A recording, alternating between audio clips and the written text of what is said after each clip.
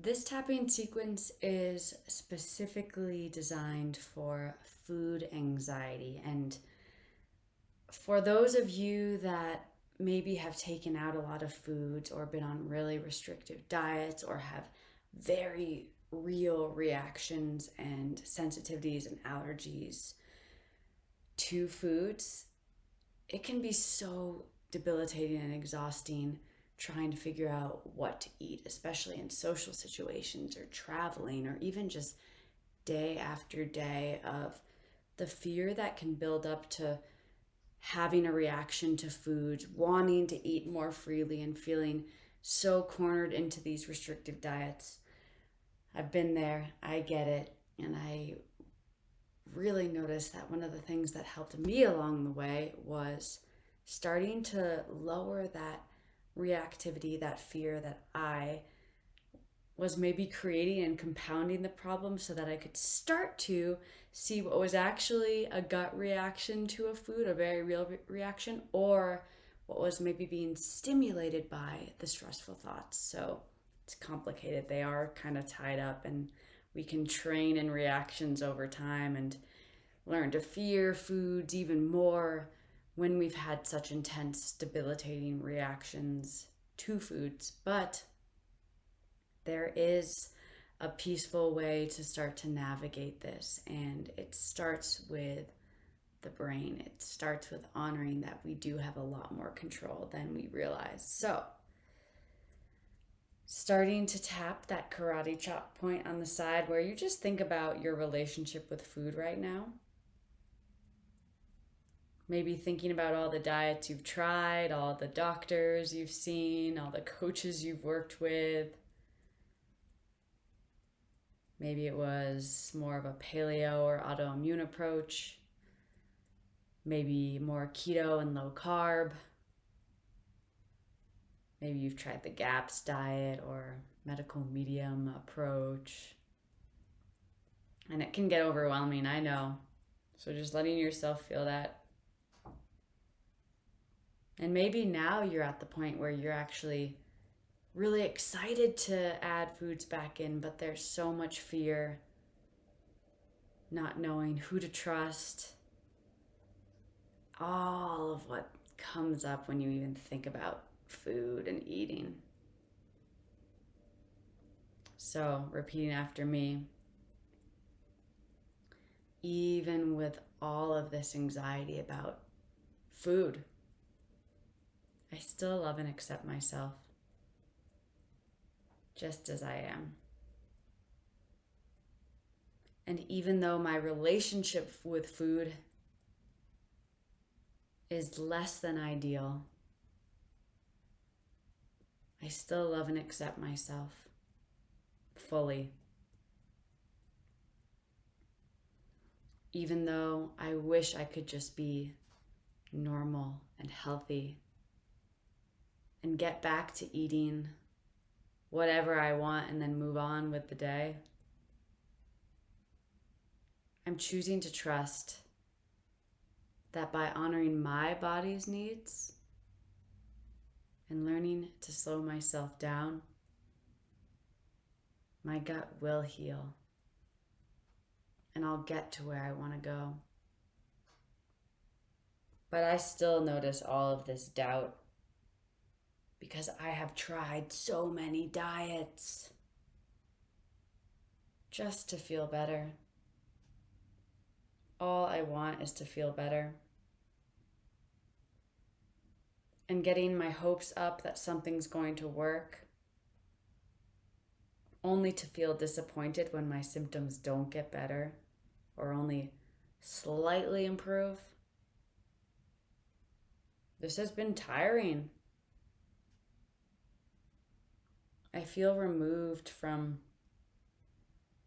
living a normal life when I'm constantly thinking about how a food is going to make me feel, how I'll react to a food,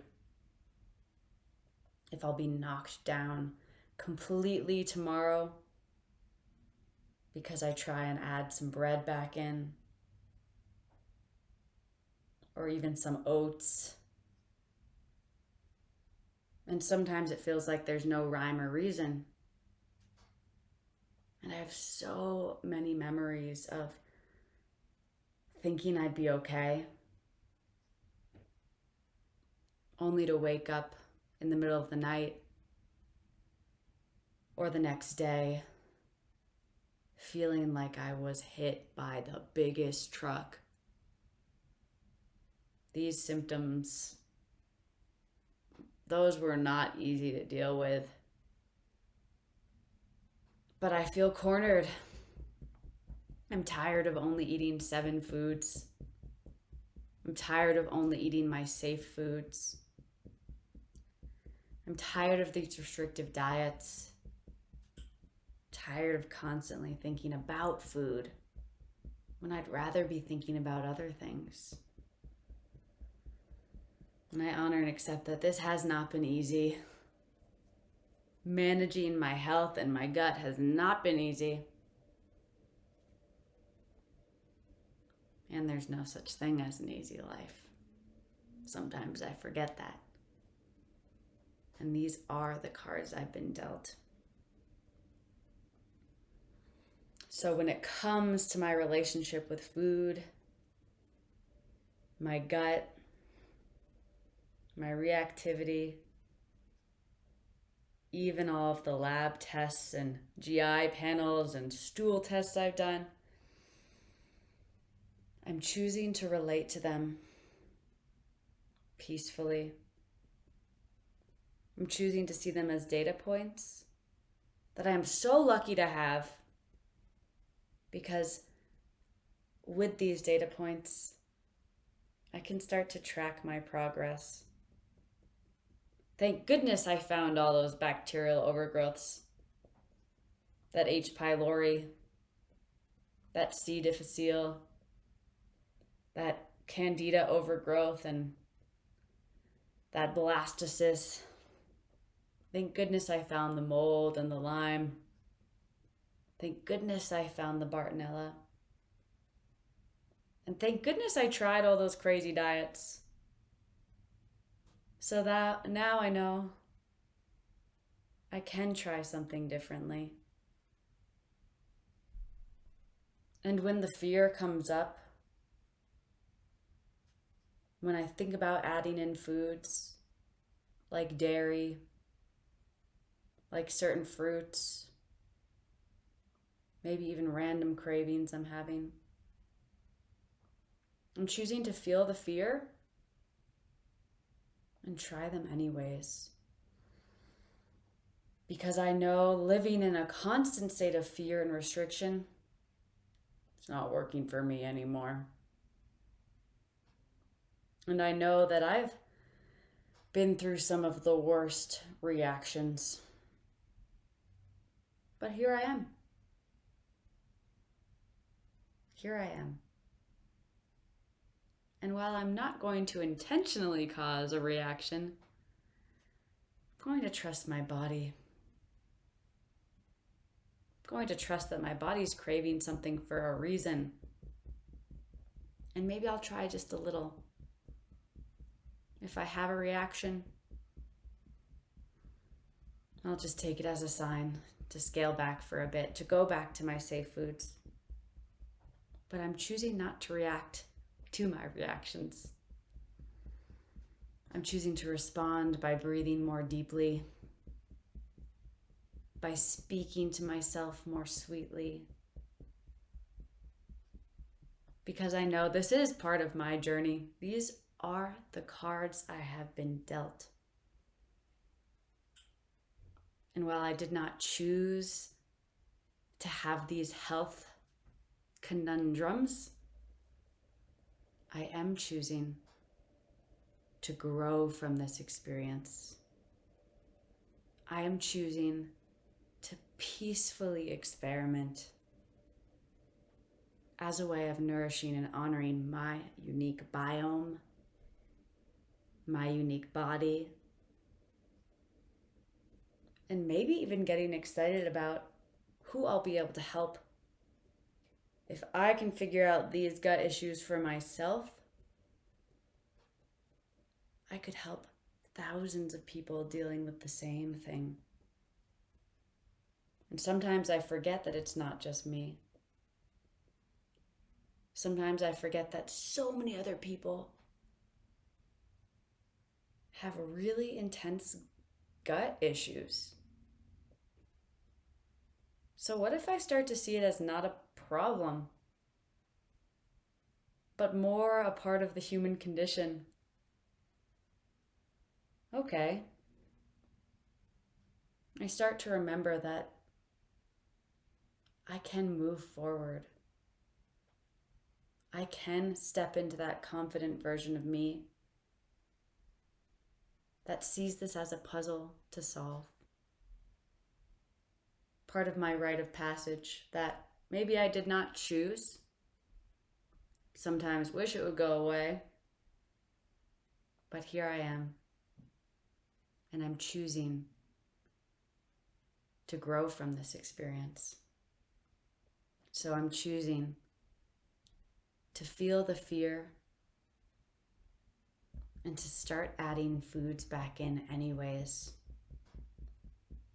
Knowing that the brain is so powerful that 20% of the signals along the vagus nerve are from the brain to the gut. So if I'm afraid of a food and imagining it's going to make me feel sick, probably will. But what if? What if I start to get excited? What if I start to realize that the worst that could happen is that I don't feel so great? But I've done that many times before, so I'm choosing. I'm choosing to grow. I'm choosing to feel the fear and do it anyways. Back to the chest. I'm choosing to trust my body on this one. I'm choosing to trust that I can heal and that it starts with experimentation. That it starts with listening to my own inner compass. Laughing at all the diets I've tried because they were necessary parts of the healing journey. But moving forward, I'm trusting myself. I'm trusting my brain and my taste buds. I'm trusting that little voice that knows that I'm healing and knows that I can heal. So here I go, one food test at a time. Maybe some chocolate, maybe some cheese. And I'm excited. I'm excited to get back to living, enjoying more foods, and enjoying more ease in life. Resting the hands on the heart, taking a deep breath in and holding at the top. And slowly exhaling through the nose. I'm just noticing what sensations are coming up. Noticing how your relationship with food might even feel a bit different right in this moment. And just seeing what happens when you start to get excited that you can start to change things. And yes, the road forward might not be easy, but I'd say the most beautiful adventures are kind of bumpy and unexpected and full of turns and surprises. So get to it. Enjoy the experiment. Enjoy this body, no matter how weird or uncontrollable or uncertain it might be. Trusting it. It does know best. Some scrub, Jay. We've got some plank, some learning, got some videos, some slippers.